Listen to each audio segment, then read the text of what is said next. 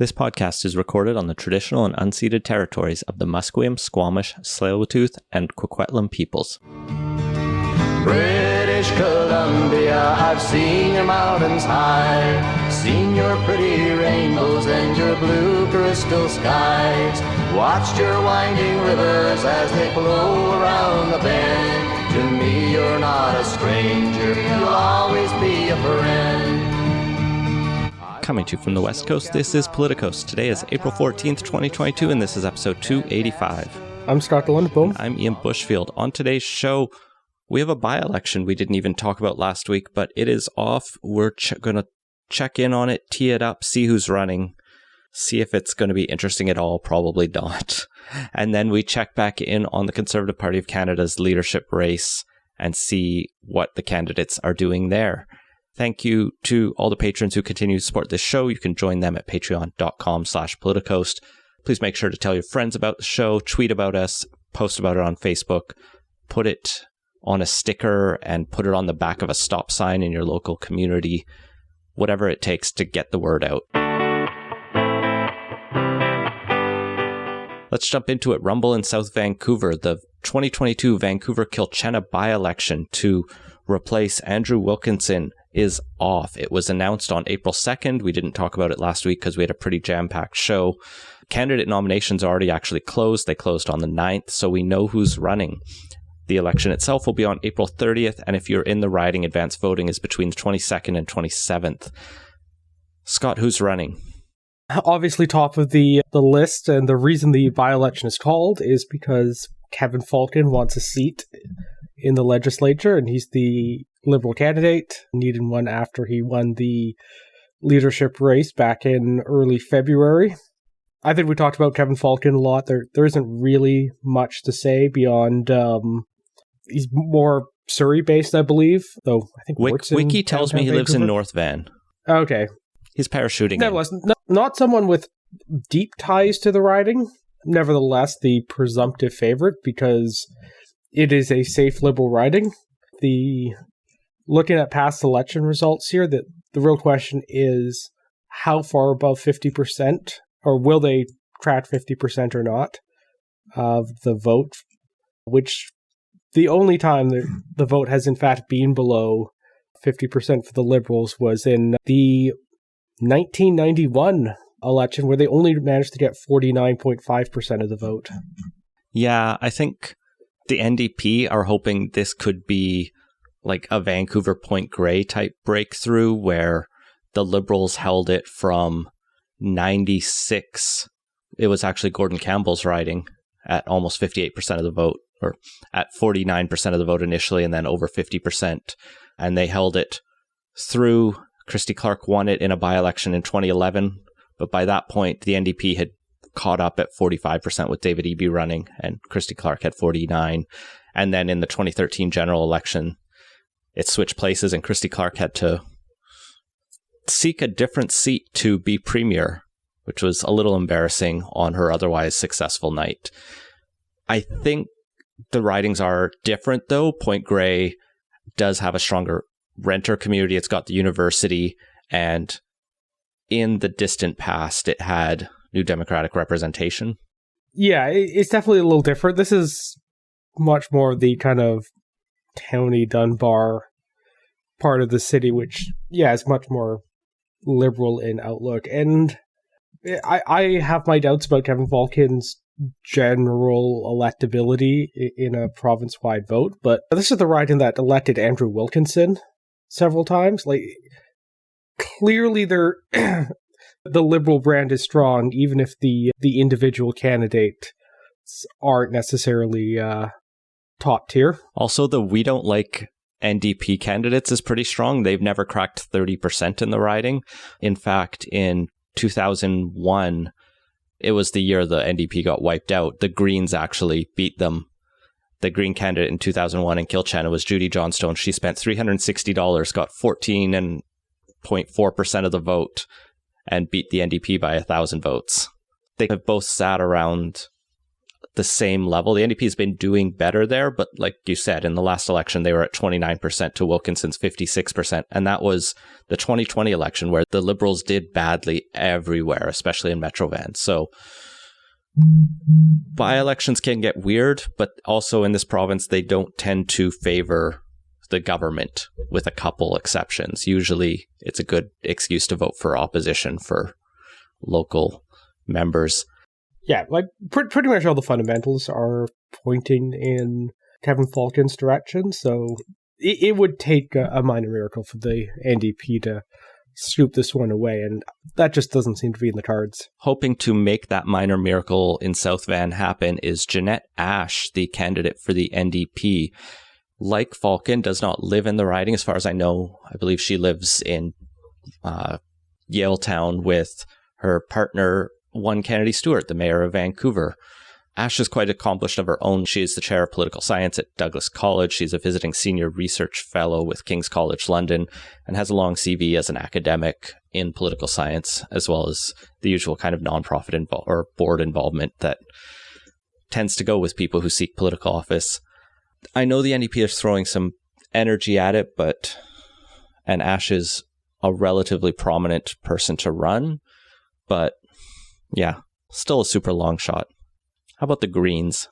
Wendy Hayco is an emergency planning specialist, emergency management specialist, according to the Greens profile. I looked up her LinkedIn. She's done contract work with the Tlachtsin Nation. She founded Action Ready, which is an emergency planning consultancy. She actually has a Bachelor of Science in Physics from York University. I think that's cool because I did a physics master's degree. Couldn't find too much else out about her. She's running for the Greens, so she's hoping to build off some of the work the party has been doing, expanding and trying to get a base on the mainland. Vancouver-Quilchena is not going to be the place where they take a seat, most likely. Maybe they're hoping to post a respectable result, 15-20% of the vote, if they're really lucky, and get something with that. The BC Conservatives are back. They have recruited local lawyer and one of the members of a group called Safer Vancouver, and we can get back into that in a second. Dallas Brody has also been a member of the Shaughnessy Heights Property Owners Association, and she's the daughter of oil executive Robert Gordon Brody. So Safer Vancouver is probably the most prominent role for Brody here. This is a group that is really trying to bring awareness to or challenge the prevalence of or the view of crime in the city. They've called for an audit of downtown East Side service providers and have generally taken a more hardline stance that crime is out of control and things need to be cracked down on. And yeah, also the Shaughnessy Heights Property Owners Association probably had those big red signs about being real angry at the school tats. Well, I know that was in Point Grey. I think they may have had that in Shaughnessy as well. I think Shaughnessy, if anything, had a greater percentage of them. Fair. And finally, rounding out the ballot, the fifth candidate is Sandra Philosophe-Schipper from the Libertarian Party. Philosophe-Schipper is the deputy leader of the BC Libertarians as of last year. She had run for the People's Party of Canada in Quadra. And like most People's Party candidates, if you go onto her Twitter or Facebook, there are a lot of things about COVID and restrictions on our freedoms. And I guess that's where the Libertarians have gone in the province, unsurprisingly. So if you... And also, she has not updated all of her social media to change the identifier from PPC to BC Libertarian. It's a nice mix. Like the description on her Twitter page talks about being a PPC candidate, but the banner shows the BC Libertarian logo. So dual loyalties. There's no People's Party of British Columbia. Although there was like the... There's a federal Libertarian Party. Are they affiliated? Who knows? I don't think so. They're libertarians. Of course they're not. Yeah, libertarians are a bit like herding cats. I imagine they are not affiliated. So there you have it. Voting on April 30th. We'll watch the results that evening. Probably not do anything until the following regularly scheduled podcast unless there's a massive upset. I think it's unlikely the watching the results come in is going to be a nail biter. Yeah, it's not going to be a live show to watch those results. Unless we want to make a big game of over or under on 50% for the Liberal candidate. We'll do that via the Slack channel, so if you want to join them, patreon.com/Politicoast. The last thing that's almost interesting about this by-election is there have been a few amendments and changes to the BC elections law in recent years, mostly modernization things, and this is the first test of new election technology in BC. They will have electronic vote tabulators, so rather than having paper voting lists, they'll be able to do a smoother, faster counting of the votes. I think this is what Vancouver has for its municipal elections, the Scantron sheets that you put through a scanner and it instantly counts the votes, as opposed to manually having to count them. Yeah, Vancouver does use a scanning vote counter system. I guess the province finally caught up to it, or they aligned their election laws at the local and provincial level on this. Just hopefully this rollout goes smoother than when New Brunswick tried it for the first time, and was it Campbell Island, that's only accessible through the states, couldn't get their machines broke down and they couldn't count the votes, and then it became a whole thing about you can't take election materials outside of the province during an election, and it became a whole thing of how to get the votes counted there. Luckily, probably not going to be as big a problem here. I was going to say, you don't have to go through Point Roberts to get to all of Quilchena, at least as far as I know. It is a very contiguous constituency. That's probably enough said about that race.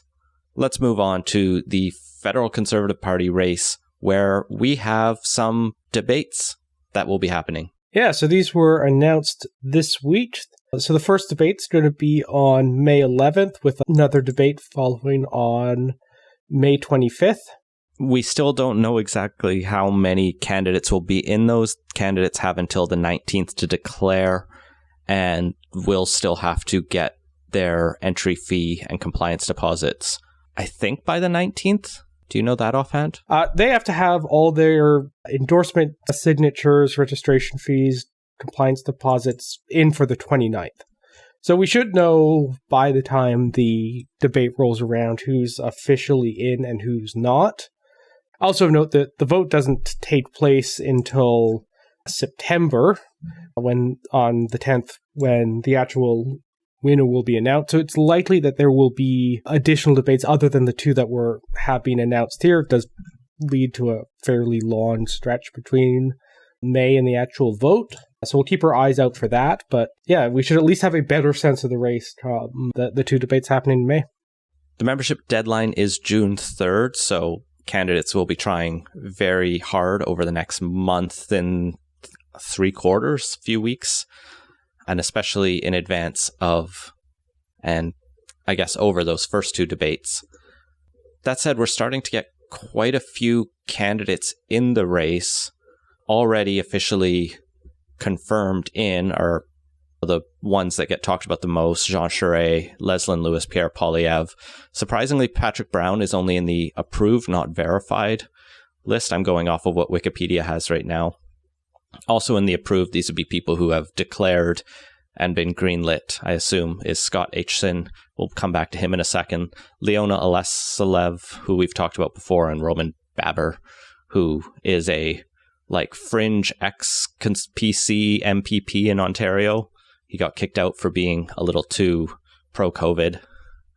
And then also having declared are Grant Abraham, Joseph Bourgault, Mark Dalton, who we mentioned before, Joel Etienne, and Bobby Singh once more, who is one of the candidates from 2020 or one of the previous leadership races that everyone's just forgotten about. Yeah, I admit I completely blanked. I think he might have briefly announced his intention, but decided to not pursue it. He definitely did not make it onto the ballot last time. Let's come back to the main candidates and some of the policy announcements that have come out this week. Let's start with, I think, the biggest two. Pierre Poilievre had the main feature. He didn't really much have a policy announcement so much as he had a viral video on Twitter where he was in Vancouver complaining about the cost of a specific house. This was which really is the Vancouver thing to do when you show up here to complain about housing. This was a dilapidated looking rancher that was listed at $4.888 million, which fair enough. That's a lot of money. It was later pointed out this is a double wide lot. It has a laneway house, and that's being rented out for $5,000. It has a laneway house, and combined with the house, the two buildings are being rented out for $5,000 a month. So it's a reasonable income stream if you can afford the down payment on it. That said, there are, like, the average house is still out of the reach of most people, and that is cause for anger, even if he chose, like, the most egregious example he could find. Yeah, the modal house, rather than the outlier, is still pretty insane as far as this stuff goes, so... The bottom of the tier house in Vancouver is still pretty ridiculous. Yeah, so we can nitpick the exact details on that, and I mean, it's Pierre Poilievre, so everyone has already done that to death. But yeah, like this got a lot of play because it absolutely struck a chord, and yeah, it's something to definitely watch because notably, besides the video leading off with some what can generously be called eccentric views on monetary policy, the rest of the way the video talked about this was something that I think was done in a way that's going to connect with people and it's delivered in a way that feels like he actually understands and is talking with people rather than to people, if you get what I'm saying about that. It doesn't feel kind of lectury the way a lot of policy videos can be. And in it, he tries to identify a problem, and it's a frustration. You know, it's a common one in the city of Vancouver, right? It's Vancouver Council, and are they doing enough? Are they putting too many barriers? Poilievre cites a CD Howe study that's rather controversial that says regulations add $640,000 per unit being built. And we'll put a CBC piece in the show notes that has 3 people go, maybe sometimes that's probably not the biggest issue. And you could dig up the study and try and pick it apart. But this feeling about City Hall being an issue is something I cover regularly on Canby Report with Matthew. It's something we talk about in terms of housing issues. On the other side of the ledger, like, I think I saw a Frances Beulah tweet thread where she points out, like, arguably Vancouver has done far more than almost any other city in terms of trying to do something about housing. It's just everywhere is so woefully inadequate and the crisis is centered on the city of Vancouver and it spills out from there, that you need that next level of change to really make anything happen. No one's mad about them for some of the projects they've done, but they've all just been too little, too late. I like Francis' report and everything, and a lot of respect for her work. I do feel that tweet was a bit dismissive of why Poilievre went after Vancouver, because you can talk about the fact that the city spends a fair bit of money on stuff, but like it's clearly not working, and you don't have to dig into the processes of the city too much to just see that something is pretty profoundly broken with it. And yeah, it makes perfect sense that Poilievre would pick Vancouver and use that as the exemplar of the problem. Well, and what's been noted here by many, including friend of the pod Stuart Prest, is Poilievre has really clearly articulated a problem and is speaking to it in a way that very few politicians are. Like housing, especially for our generation, people slightly younger, and people in precarious situations all across this country is facing, is housing is such a deep crisis and is so unaffordable and unattainable in the major centers. And like we talked about with the federal budget just last week, it's like you can put record amounts of money into housing and it still be an order of magnitude less than is necessary.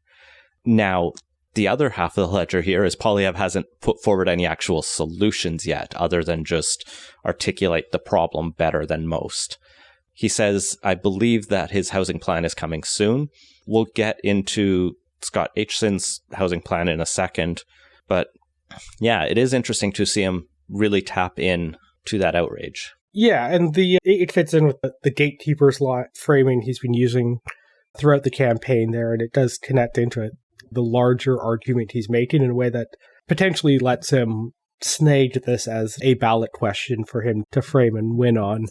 It is, just also interesting that both Poilievre and Scott Aitchison have both taken a pretty kind of YIMBY stance on housing. In Scott's case, explicitly the YIMBY. It's in the headline of his announcement, but it is something we've talked about before, talking about the emergent cross-party consensus on the issue, and this is just another couple data points on that.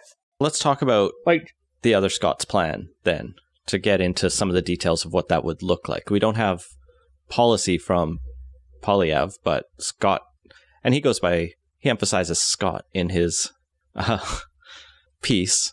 What's Scott going to do, Scott? So under his plan, he would tie federal funding to municipalities, approving more housing, changing their policies around density and permitting processes to basically require that, say, when the government of Canada funds the SkyTrain line, that results in changes to the land use around it. So you don't get situations like around Nanaimo station here in Vancouver, where it's low density, very unaffordable housing right around a multi-million-dollar piece of transit infrastructure. So that's like the big stick that a federal government can actually have on this, because they can't control zoning on, anything but federal land. The other sticks he would use are to end immigration targets to try to get more skilled trades immigrating to Canada. And work with provinces to handle the skills certification and recognition of credentials, which is just generally something Canada should be better at. Invest more in affordable housing, as well as enforce laws better around money laundering and other financial crimes. So, like we've talked about in the past, there's not a lot of tools the federal government has. It's tying money. The immigration stuff is actually fairly interesting and novel. I don't know how large the skilled trade deficit is. It can't hurt to always try to improve it. The construction industry is hurting for workers, so it could definitely use some more. And you know what? I'm glad to see a conservative promising a significant investment in affordable and social housing.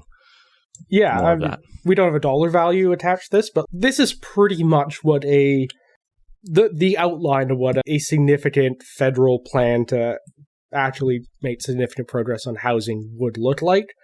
Being a details person, so I'm really into the housing issue, I would, of course, see an extra 40 pages of details on this, but in terms of what it is there, it's pretty significant and something that I think pretty much anyone on the NB side would be happy with if the federal government adopted.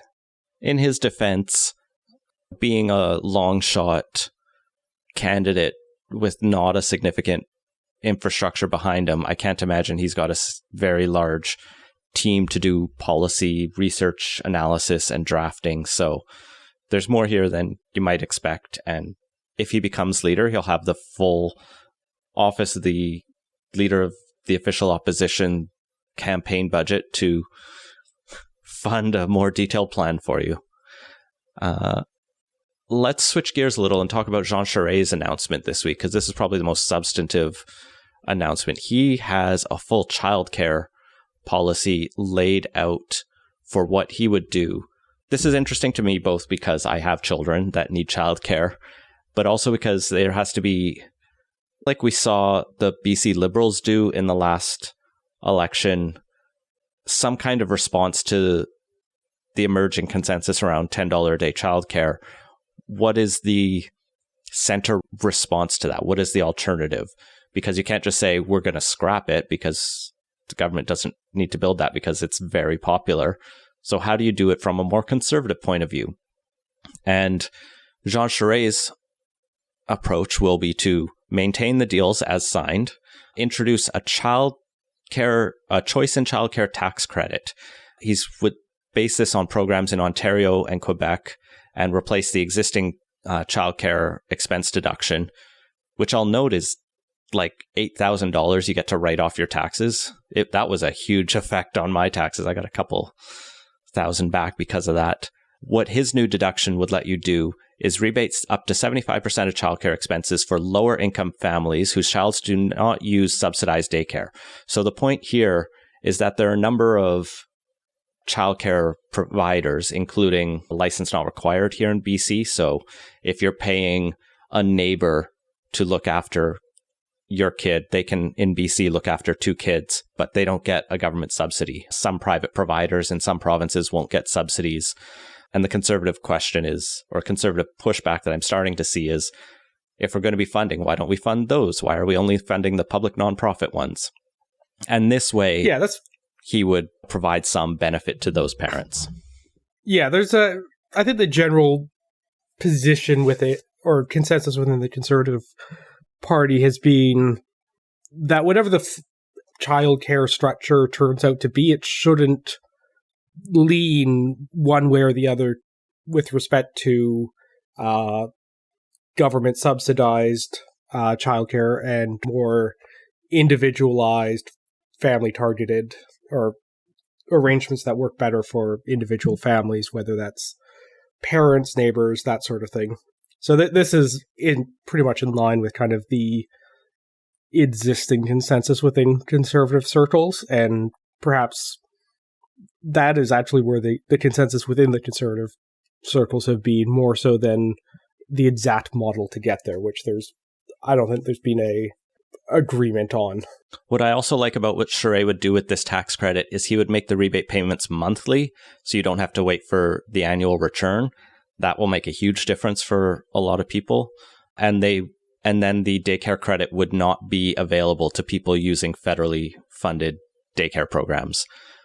Going beyond that, he would I think this was something O'Toole actually brought in, move the eligibility for Canada Child Benefit to the second trimester of pregnancy. Essentially, say you get your Canada Child Benefit a few months before the baby is born or expected to be born.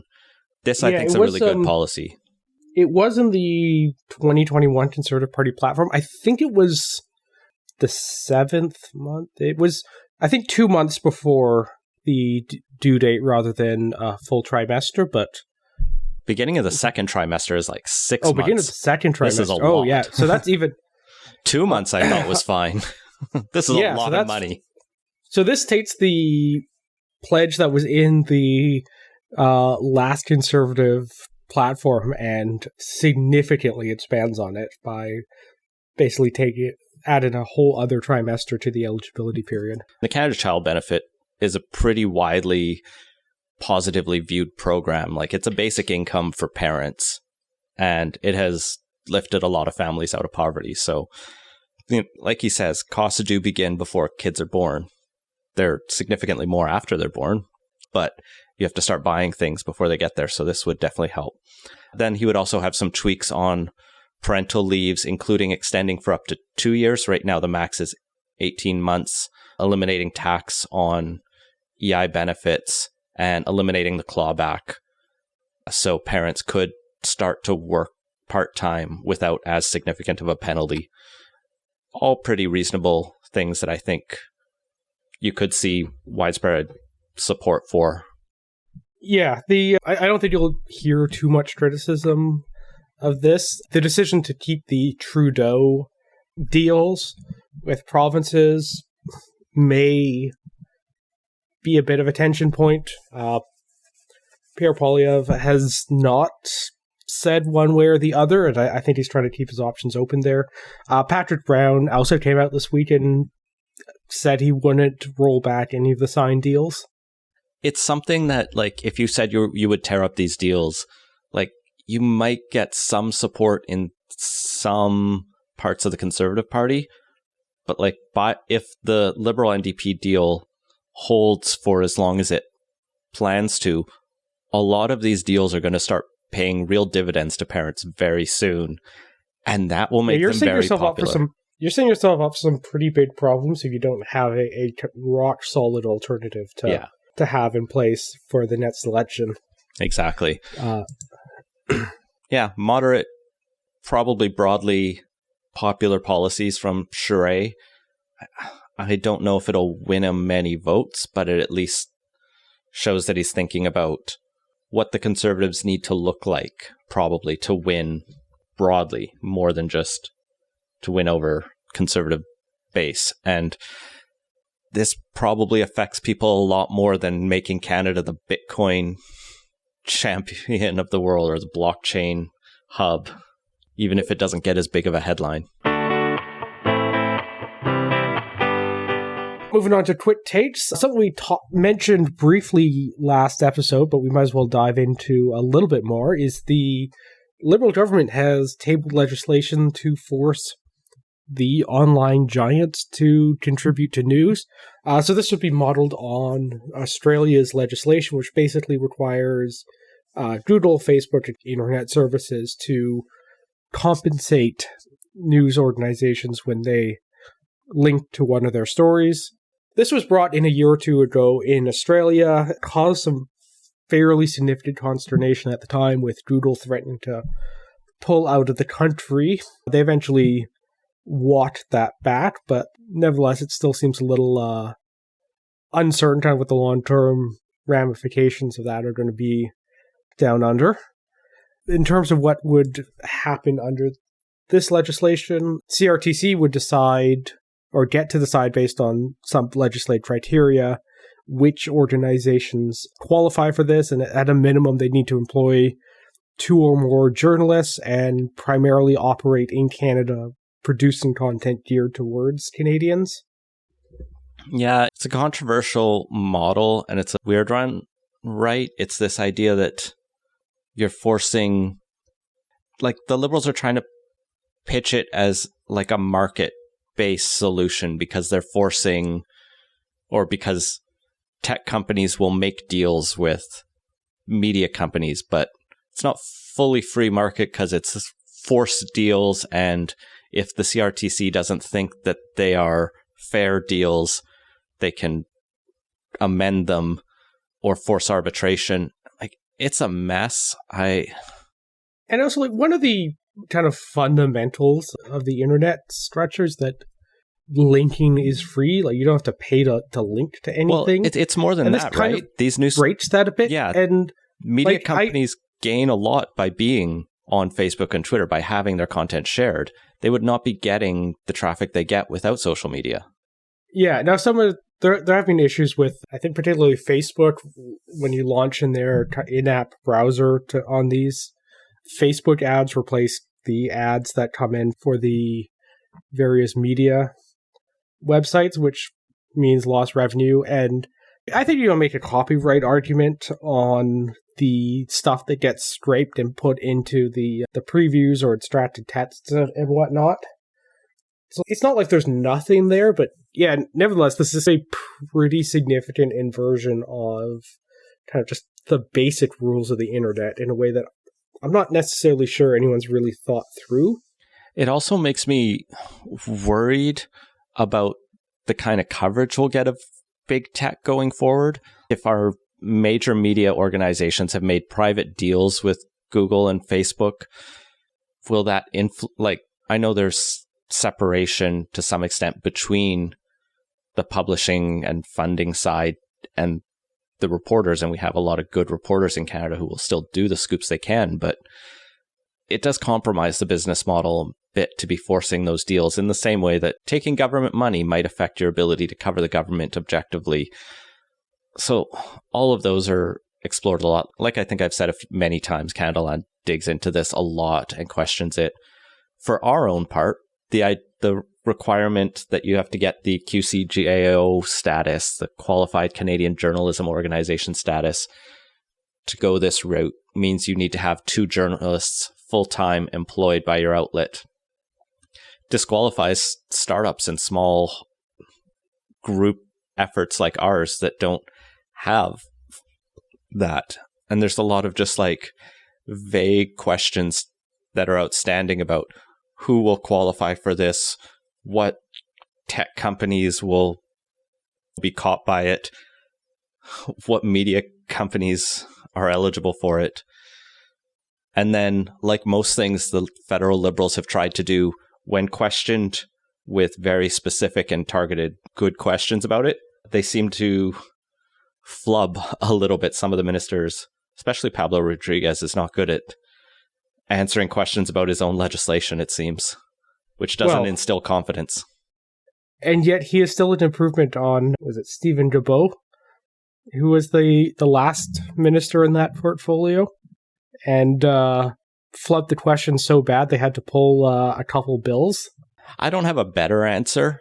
Yeah, that's the problem, though, is like there's no one's come up with a good model that doesn't leave a bunch of unanswered questions or uncomfortable situations left to linger. And yeah, the internet's fundamentally changed the economics of news, and no one's quite sure how to fix it.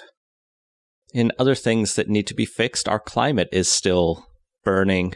A story we missed a couple weeks ago that was highlighted again in BC Today this past week, which is how I caught it. Thanks, Shannon. The Sierra Club is suing the former executive director of the Sierra Club and his ministry, George Heyman. The Sierra Club of BC is being represented by environmental law group EcoJustice, and they are alleging the provincial government has not provided adequate plans to achieve its emission reductions targets past 2030. Effectively, they're saying, you passed a Climate Change Accountability Act. Where's the accountability? They are demanding a court throw out the most recent Clean BC report as inadequate and failing to meet the specifications required by the law, which is a novel strategy, I think. Yeah, it is. We talked about it at the time how Clean BC had some holes in it and didn't quite get to where it goes. I think it's unlikely, though, that a lawsuit's going to be able to fundamentally change the government's track on this too much, but it'll be interesting to watch where it goes. And hey, at least the Sierra Club is suing over something sensible here, unlike some of the ones their California branches will sue over. I think they sued over a bike lane in San Francisco or something. I'm trying to stop it because it didn't have enough like environmental studies done in advance of it or something. So at least our one is a little more level-headed on this stuff. My favorite bit, though, comes from BC Today reporting, where the senior campaigner at Sierra Club, Jens Wieting, says it was a difficult decision to launch the suit, saying they prefer, quote, to work collaboratively with government. Having worked in the advocacy nonprofit sector, I can see that launching a test case is expensive and challenging. And I'm not going to say that they made the decision lightly or easily, but they probably definitely viewed that there were advantages and upsides for their nonprofit doing it. Maybe I'll leave it at that. But I did find that this was a very difficult decision. It might not have been. I'm just saying. I'm still really curious to see where it goes and if they're able to get standing, because I think they might get thrown out as not having the public interest grounding, but that will have to be determined because I know the Supreme Court of Canada will soon be reviewing our public interest litigant test, which is totally off topic, but something I'm watching.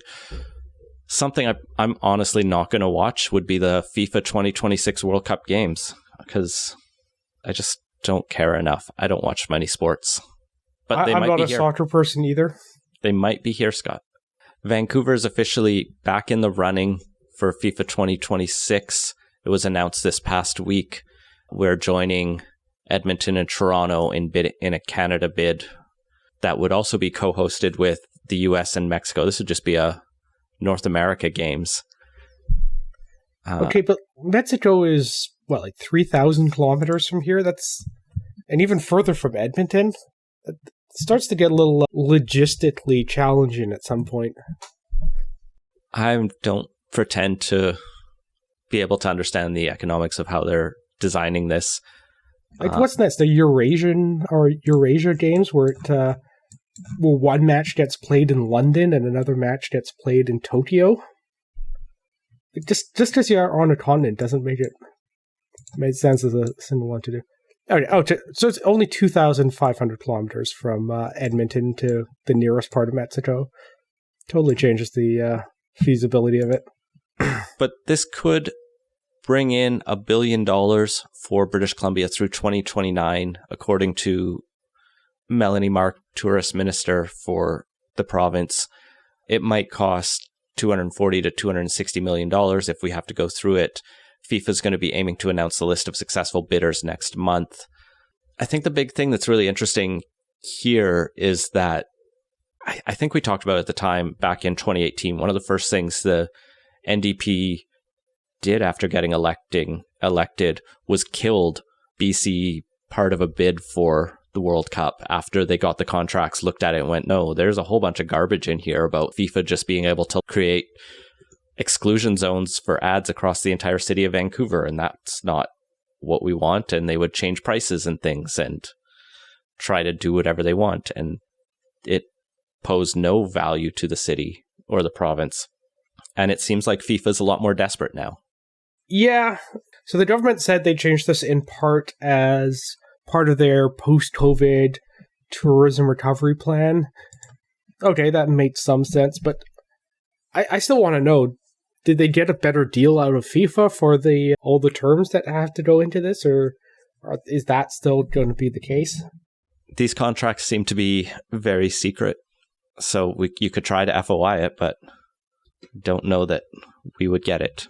I guess we'll keep our eye in the next month to see if BC and Canada and the US and Mexico will be going forward with this bid, but they can bring some good economic gains for the city and a lot of attention, but there was a lot of pushback and challenge over how the Olympics went, even though overall that was probably fairly positive.